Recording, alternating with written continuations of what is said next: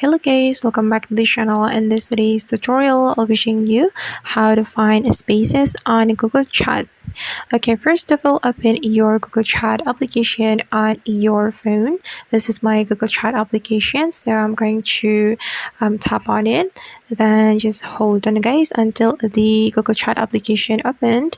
Then if you want to find spaces, you can simply tap on the spaces button. Okay, tap on it. Then here you can find your spaces. Okay, right here, these are my spaces on my Google Chat.